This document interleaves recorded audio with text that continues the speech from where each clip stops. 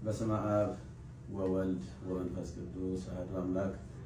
በሀገር ውስጥና በውጭ ሀገር ያላችሁ የእግዚአብሔር ቤተሰቦች እንደምሰነበታችሁ ቃል ጌታችን ለአምላካችን ለመድኃኒታችን ለኢየሱስ ክርስቶስ የትንሣኤ በዓል አደረሳችሁ።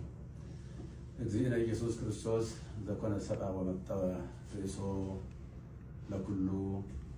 ጌታችን ሰው የሆነው ጌታችን አምላካችን መድኃኒታችን ኢየሱስ ክርስቶስ ነፍሱን ለሰው ሁሉ አሳልፎ ሰጠ። አንደኛ ጢሞቴዎስ ምዕራፍ 2 ቁጥር 6። በዛሬው ዕለት በዚህ መልክ መምጣት ያስፈለገኝ ዋና ጉዳይ የስቅለት ዕለት ጌታችን አምላካችን ኢየሱስ ክርስቶስ የተሰቀለበትና ቤዛ የሆነበት ቀን ስለ ቤዛነት በሰፊው ከተሰጠው የትምህርት ድነት ጋር ተያይዞ አንዳንድ ብዥታዎችና ጥያቄዎች ስለተፈጠሩ እነዚህን ነገሮች ለማጥራት ያህል ነው። እንደሚታወቀው እንግዲህ ዕለተ ስቅለት ማለት ዕለተ ሪት ማለት ነው። ጌታችን አምላካችን መድኃኒታችን ኢየሱስ ክርስቶስ ለኛ ካለው የማይለካ ፍቅሩ የተነሳ በአጭር ቁመት በጠባብ ደረት ተወስኖ ተይዞ ታስሮ ተደብድቦ እርቃኑን ሆኖ በመስቀል ላይ ተሰቅሎ ለዓለም ፍጹም ቤዛ ሆኖ የማይደገም ቤዛ ሆኖ በጊዜና በሁኔታ በቦታ የማይወሰን ቤዛ ሆኖ የዘላለም ቤዛነቱን አግኝቶ ወደ ቅድስ በገዛ ደግሞ የገባበትና ለአዳም የሰው ዘር ሁሉ በእኛ ፈንታ የታሰረበትን ታላቅ ቀን ነው የምናከብረው በየዓመቱ።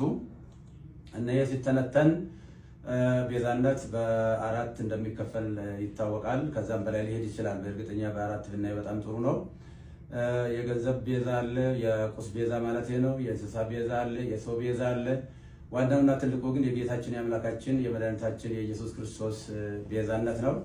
እና ይሄ ስለ ነገረ ድነት በሰፊ በሚሰጥበት ሰዓት እነዚህ ምንም ከቁስ ጀምሮ እስከ ሰው ያሉ ሁሉ ቤዛ መሆን ቢችሉ የጌታችን የአምላካችን የመድኃኒታችን ኢየሱስ ክርስቶስን ፍጹም ቤዛ ሊተኩ የማይችሉ ናቸውና በፍጡርና በፍጡራን መካከል ያለውን ቤዛነት ለመለየት በተለይም ጌታችን አምላካችን መድኃኒታችን ኢየሱስ ክርስቶስ ስለ ስርየተ ኃጢአት በመስቀል ላይ ተሰቅሎ በከፈለው ቤዛነት ስም ፍጡር ሊጠራ አይችልም በሚል የሰጠው ትምህርት ብዙ ምዕመናንን አደናግሯል። ከአውዱ ውጪ አንዳንድ ሰዎች ቃሉን አጣመው በመተርጎም ጦርነት በመቀስቀስ ህዝቡን በማነሳሳት በተለይም ደግሞ ደጋጎች ምዕመናንን በጣም አሳዝኗል።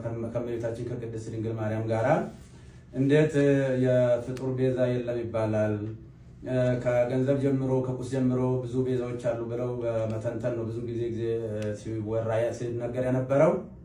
እኔ በሰዓቱ ስለ ቁስ ቤዛ፣ ስለ እንስሳ ቤዛ፣ ስለ ሰው ቤዛ ብዙ መናገር አላስፈለገኝም።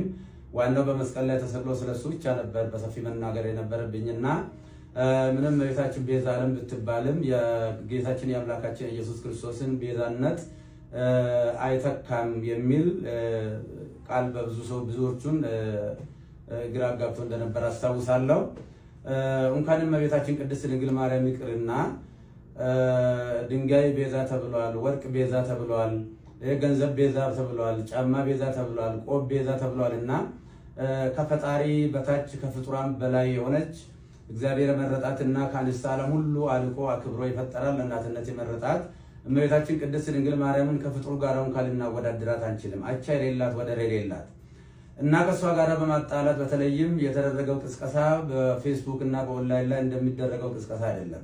አንደኛ የኔ አስተዳደጌም አኗኗሬም በአጠቃላይ ህይወቴም ከደብረ ሊባኖስ የወጣ ነው። እኔ የተክለ ሃይማኖት ልጅ ነኝ እና በዚህ ደረጃ ነገሮችን በጣም አግሎ ብዙ ምዕመናንን አስቀይሟልና እኔ ከትምህርት ቤት ጀምሮ በእመቤታችን በቅድስት ድንግል ማርያም በእንተ ስማ ለማርያም እያልን ድርቆሽ እየለመንን ኮሾሮ እየለመንን ቁራሽ እየለመንን ስሟን እንጀራ በልተንበታል ለብሰንበታል። እና ቤዛዊተ ዓለም ብለን በሰዓታቱ በሌላው መጻሕፍት በቅዳሴዋ በውዳሴዋ እየጻፍን እየተረጎምን እያስተማርን እንገኛለን። እኔም በግሌ ስለሷ ብዙ ሰብኬያለሁ። ስለሷ ወላዲተ አምላክነት በተለይም ንጻ ጠባይ ያላደፈባት ነውር ነቀፋ የሌለባት ኃጣዊ ያላገኛት እግዚአብሔር በንጽህና በቅድስና ከዓለም አልቆ የፈጠራት ከሁሉም አልቆ የፈጠራት አቻና ወደር የሌለባት እንደሆነች ብዙ ጊዜ በሰፊው ትምህርት ሰጥቼበታለሁ። መጽሐፍም ጽፌያለሁ። ያንን መከታተል ይቻላል። እኛ ብቻ ሳንሆን መልአኩ ቅዱስ ገብርኤልም ቡሩክ ታንቲ ማንስ ወብሩክ ፍሬ ከስቺ አንቺ ከሴቶች ሁሉ የተለየሽ ነሽ ብሎ ያደነቃትና ያመሰገናት ፈጣሪ ለእናትነት የመረጣት እናት ስለሆነች እንኳንስ እሷን ይቅርና ማንንም በክርስትና ለመናቅ አይቻልም። እኔ የወለደችኝ ውድ እናትን በእጅጉ የሚወዳት የማከብራት ነኝና እናትን የማከብር የፈጣሪውን እናት በምንም አይነት ተአምር ዝቅ አድርጌ የማይበት ምንም አንዳች ሁኔታ የለም። በዕለቱ የተደረገው ጌታችን አምላካችን መድኃኒታችን ኢየሱስ ክርስቶስ በሚጠራበት ቤዛነት የኃጢአት ስርየት ቤዛነት በዚህ ፍጡር ሊጠራ አይገባም አይችልም የሚል ነው በጥቅል። አው ትክክል ነው። ከመልአክ ጀምሮ እስከ ሰው ያለው ሁሉ ወይም ደግሞ ዓለም ከተፈጠረ ዘመን ከተቆጠረ ጀምሮ እስካሁን ድረስ ያለ ወይንም ደግሞ እስከ ለብሰ ምጽአት ድረስ የሚቀጥል ሁሉ ኢየሱስ ክርስቶስ ጌታችን መከራ የተቀበለውን መከራ ቢቀበል ጌታችን አምላካችን መድኃኒታችን ኢየሱስ ክርስቶስ በቀራንዮ የከፈለውን ቤዛነት ማንም ሰው መክፈል አይችልምና እሱ የኃጢአትና የሞት መድኃኒት በማዳኑ ተረፈ ደዌ የሌለበት የዓለም ቤዛነቱ የኃጢአት ስርየት ነው። አው እያንዳንዳቸው ለምሳሌ እነ ሙሴ ቤዛ ተብሏል።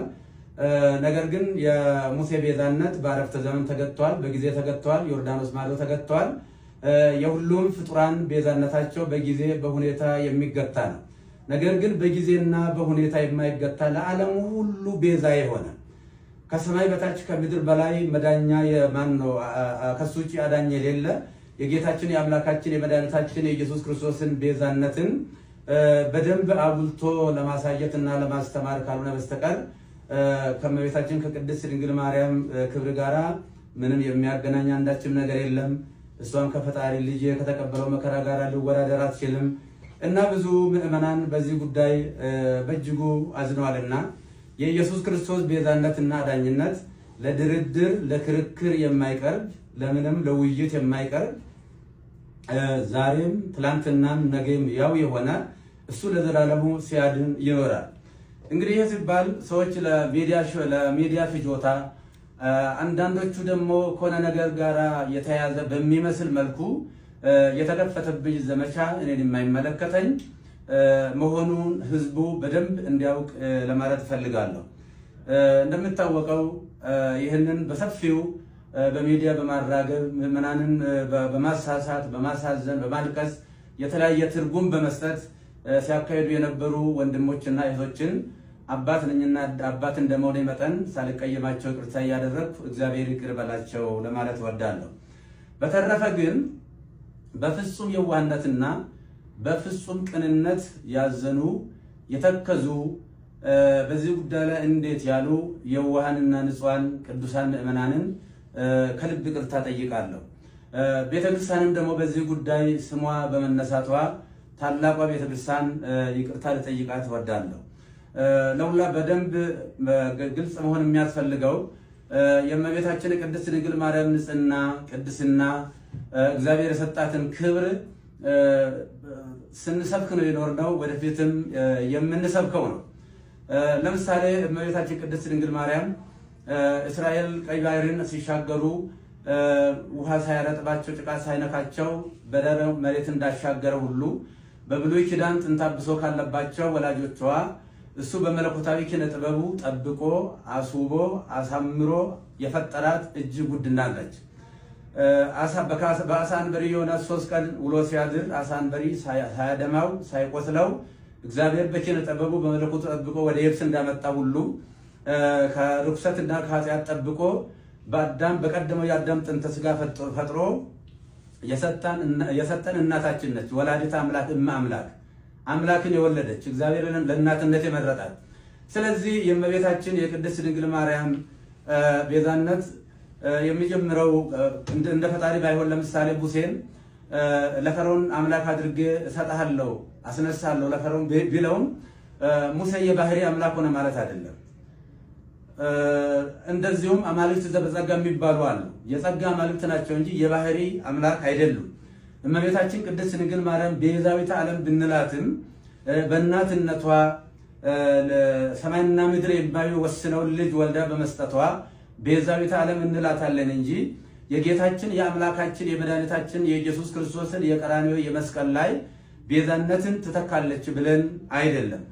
ስለዚህ እሷ በንጽህና በቅድስና የታተበች እናት ስለሆነች ከታናሽነታችን ጀምሮ ውዳሴዋን በመድገም ቅዳሴዋን በመማር ያደግንባት ይቺ ታላቅ ቤተክርስቲያን በአሁኑ ሰዓት ፈተና ሊደርስባት አይገባም ብዬ እላለሁ። በተለይም ይህንን አጀንዳ በስፋት የሚያራግቡ ወንድሞች ጥፋቱ እንኳ ቢኖር ቀረብ ብሎ መጠየቅና መመካከር፣ ችግርም ካለ መፈታት ነው የሚያስፈልገው እንጂ በሚዲያ በእንደዚህ አይነት ጦርነት መቀስቀሱ በእውነቱ ትዝብት ላይ የሚጥለን ይሆናልና ለወደፊትም እመቤታችን ቤዛ ስንል እንግዲህ ቤዛዊተ ኩሉ ዓለም ብሎ ታላቁ አባ ጊዮርጊስ ዘጋስጫ በሰፊው ዘምሮላታል። ያሬድን በሰፊው ዘምሮላታል።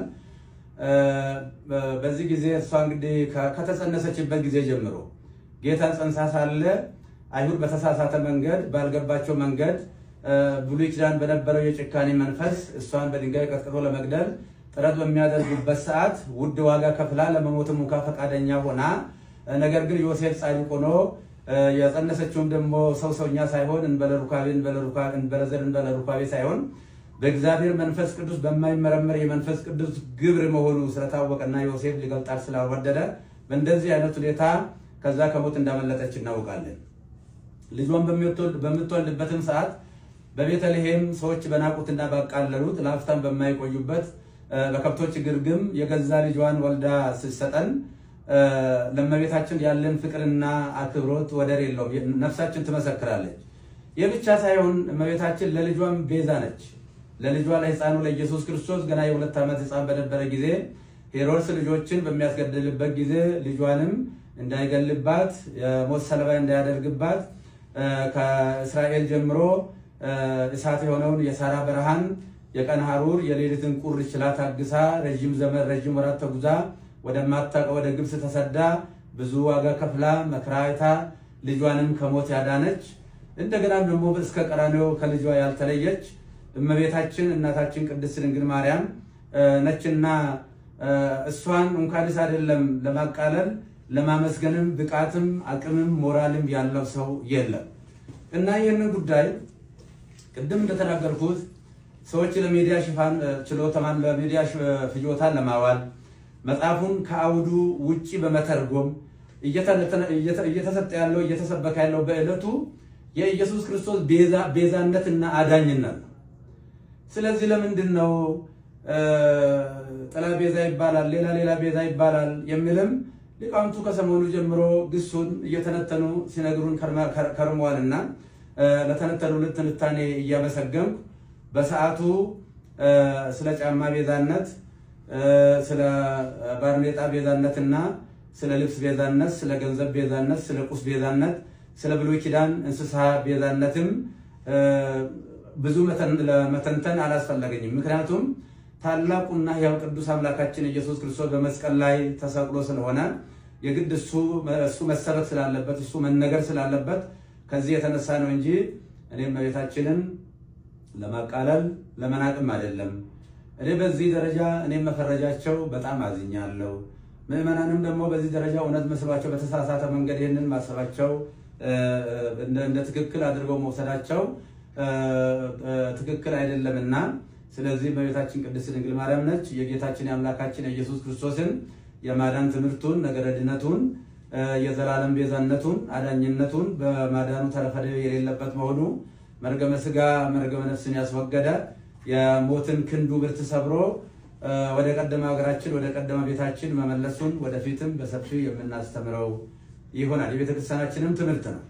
እመቤታችን በነገረ ድነቱ ስጋዌ ስናስብ መነሻዋ እሷ ነች። እሷ ዋና መነሻ ነችና በነገረ ስጋዌ ውስጥ በነገረ ድነት ውስጥ አምላክ የሰጣትን ቦታ ከስጋዋ ስጋ ከነፍሷ ነፍስ ነስቶ ነው የተሰቀለው። ስለዚህ እንደ ቤተክርስቲያን እንደ ግሌ እኔ ለእመቤታችን ያለኝ ፍቅር እጅግ የተለየ ነው። እኔ ስሟን ጠርቼ በእንተ ስማ ለማርያም ብዬ ለምኜ ተምሬበታለሁ ስሟን። አሁንም የምንጸልየው ሌላ ጸሎት የለም። የሁለቱ ውዳሴ ማርያም እሱ ነው እኮ የምንለው። አንቀጸ ብርሃን ነው የምንጸልየው። ውዳሴ ማርያም ሲባል ግን ተራ ድርሰት ሊመስላቸው ይችላል አንዳንድ ሰዎች። ውዳሴ ማርያም ብሉይና አዲስ ኪዳን የታጨቀበት ምርጥ መጽሐፍ ነው። ይልቁንም ብሉይ ኪዳን፣ አዲስ ኪዳን፣ መጽሐፈ ሊቃውንት እነዚህ ተጨምቀው ነገረ ድነት የጌታችን የአምላካችን ኢየሱስ ክርስቶስ የማዳን ስራው ቤዛነቱ አዳጅነቱ በሰፊው የታጨቀበት የሚተነተንበት የምንጸልየው እሱ ነው እና ቅድም እንደተናገርኩት የውሃ ምዕመናን ልጆቼ አንድ ሁኑ። እኛ በዚህ ሰዓት አንድ ነው መሆን ያለብን። በጠላትነት በዚህ መነሳሳት የለብንም። ጥፋትም ካለ ቤተክርስቲያን መዋቅር አላት። ይሄ በየአውደ ምሕረቱ ያለው ከስድብ እንደዚህ ያለ ነገር ጥሩ አይደለምና ይህንኑ አደራ ለማለት ነው። እግዚአብሔር ሀገራችንን ይባርክልን፣ ይቀድስልን። እግዚአብሔር ባርካችሁ ይቀድሳችሁ።